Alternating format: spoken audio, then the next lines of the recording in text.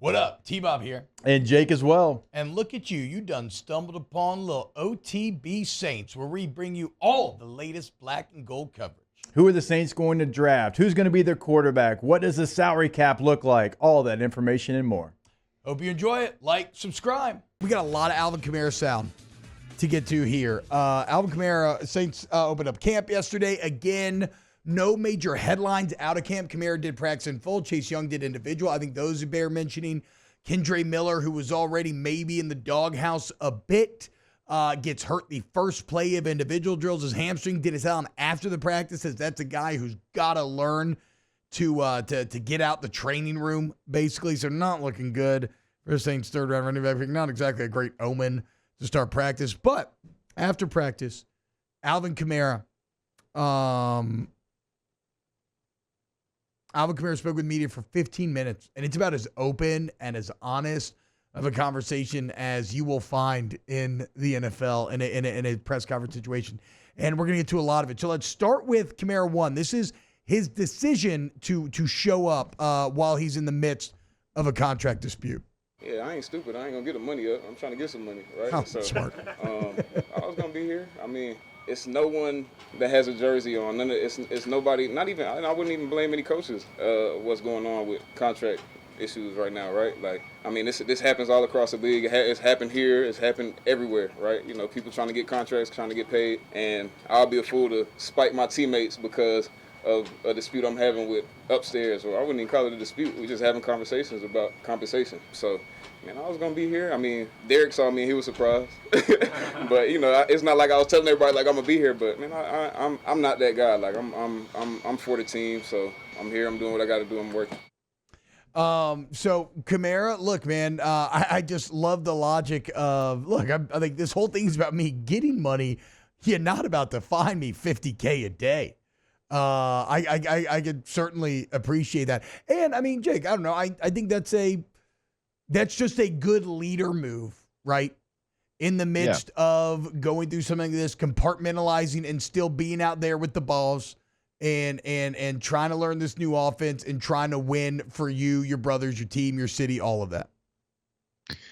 Yeah, so you want more money. You're not happy with your contract. Everybody knows that. You have made that known. But I like the move to still show up. And what they say yesterday, like he showed up, he had the conditioning test, he looked great, he was in great shape. Yep. So he's doing all the right things because that can go a complete opposite way. You can show up out of shape. You can not be there. You can get fined $50,000 per day because I've seen plenty of guys that should never have done that, but they did it, and then it racks up. And so, like, even if you sign your new deal, like, that money comes out of that new deal.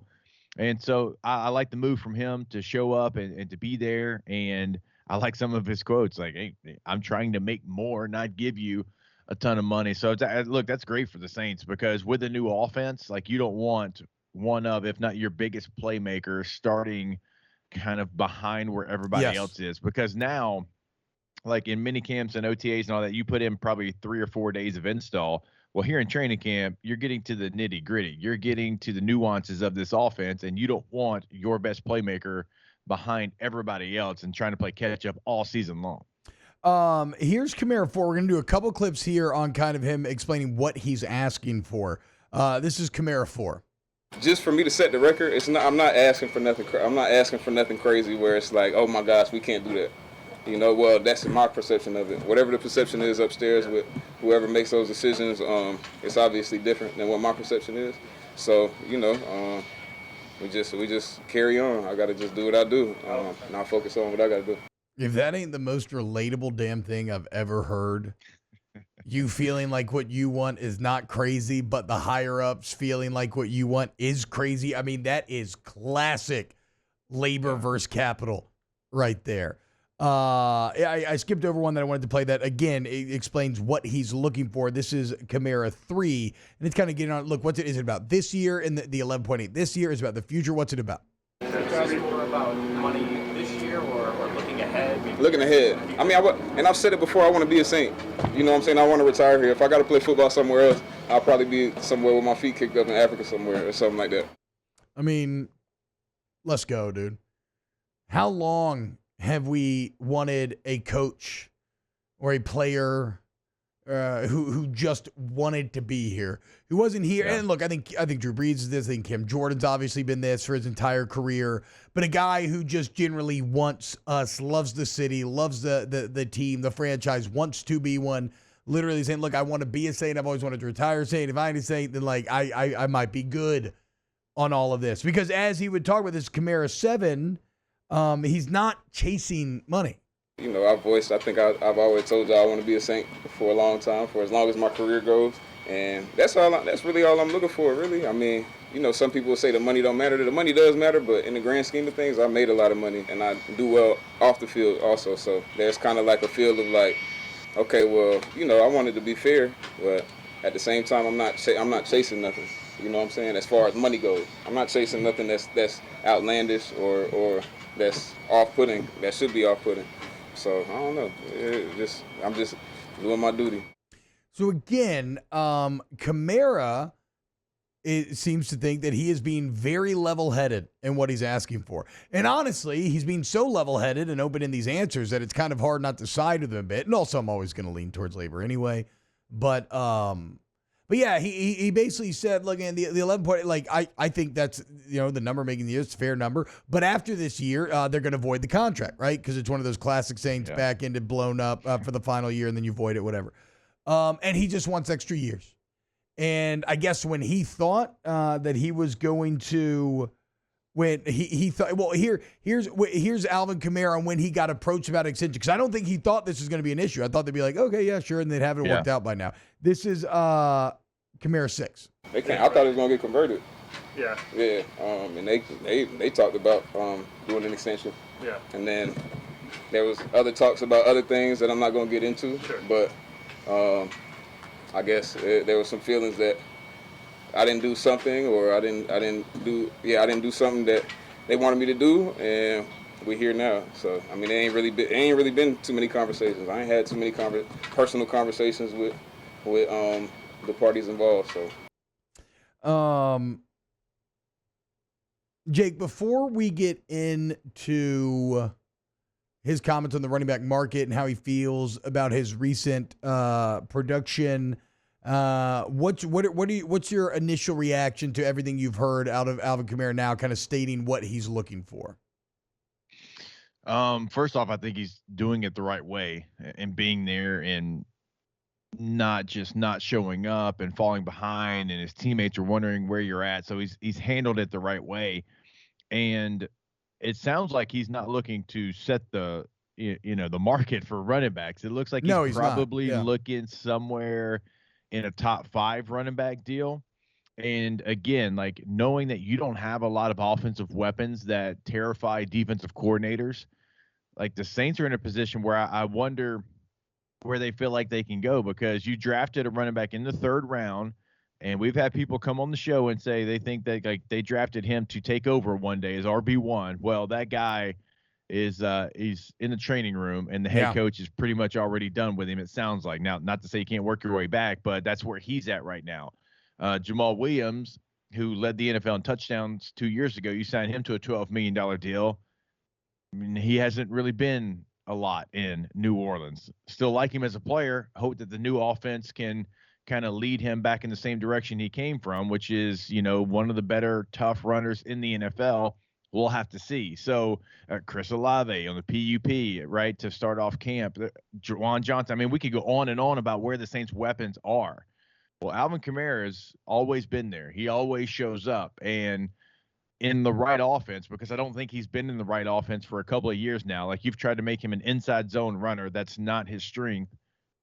Like, I still think he has leverage. Yeah. And I think that he realizes where he's at. And I think he realizes what he means to the team, and he wants to get compensated for it. So again, doesn't sound like he's trying to get, certainly not Christian McCaffrey. It doesn't even sound like he's trying to get Barkley's deal. No. It kind of sounds like he's just trying to get a top 5 deal. Yeah, he wants, and yeah, I mean, he's making 11.8 this year, right? And what did Barkley and all them sign for this offseason? About 12, 13? Yeah. I think Barkley was 12 and a half. So yeah. So yeah, I wonder if he'd even take like 10 in a couple of years. I don't want to get too much into exact numbers because I don't know, but that's kind of the vibe that he's giving off. And look, again, if Jordan Love gets, the most ever, like Alvin Kamara, in my mind, is still in a tier, and like you said, Jake has the leverage on this roster where, like, I mean, if you're the Saints, don't cut off your nose to spite your face here. Here's Alvin Kamara's thoughts on the current running back market. This is Kamara 8. It does and it doesn't, right? Because I've never looked at the running back market and said, okay, that's what I should be paid. Because, I mean, would y'all look at the running back market and be like, okay, you can't, it's situational.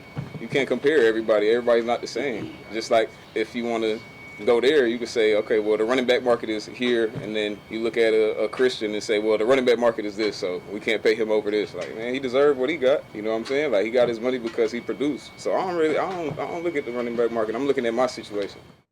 I love that, Jake. Thinking about, because I mean, and granted, you say, oh, well, T-Bob, you can say about anyone, or any position, but I actually disagree. I don't think there's a more situational market than the running back one, in that every single person seems like so unique. Like Christian McCaffrey and how much he gets paid is an outlier, but also like he's an outlier statistically. Saquon and a couple of guys that got paid this offseason in a way that we haven't really seen guys get paid. It's interesting because like their old teams thought they weren't good enough anymore, but then another team thought, hey, they're still pretty damn good to us. Like we'll still give them good money. So yeah, it's situational. And we'll get into what Kamara thinks about his production right now. But what's your reaction to his view of that market, Jake?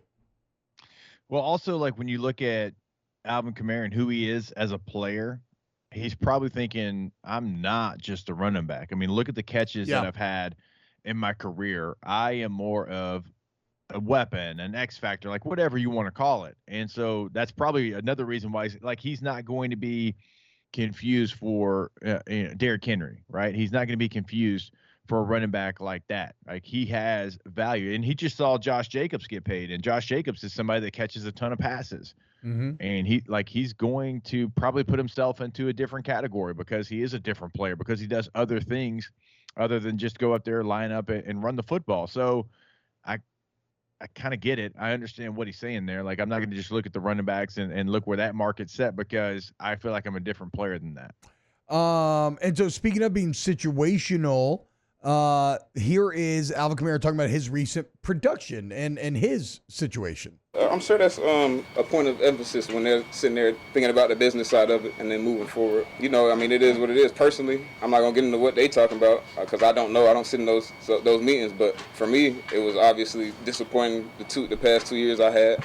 And I'm not going to point fingers at what it was or what. I just know I don't feel like I'm on a decline. I feel like I could play for 4 or 5 more years if I want to, you know, if it goes there. But, you know, I think that's probably part of the conversation. And then, you know, at this position, we always get the age thrown at us, right? It's an aging running back. He's aging. He's almost 30 or this, that. So there's like a reluctancy to commit to an aging body at this position. So, again, very clear-headed stuff from Alvin Kamara there, saying, look, I'm not in those meetings. I can't speak about those meetings. I know they're saying things I probably wouldn't be too happy with, but hey, man, that's the business side of it. And acknowledging the reality that they don't want to pay aging running backs. Though, I mean, look, Raheem Mostert, 31 last year? Is that right? Am I crazy? Yeah, he's an older runner. He's over 30. 31 last year? Led the NFL in touchdowns, I believe, maybe rushing touchdowns. So, like, there's a couple of guys, maybe Alvin Kamara can start to fight against that as well. Here is, so you heard him say, like, I don't really want to get into maybe what went wrong the last couple of years.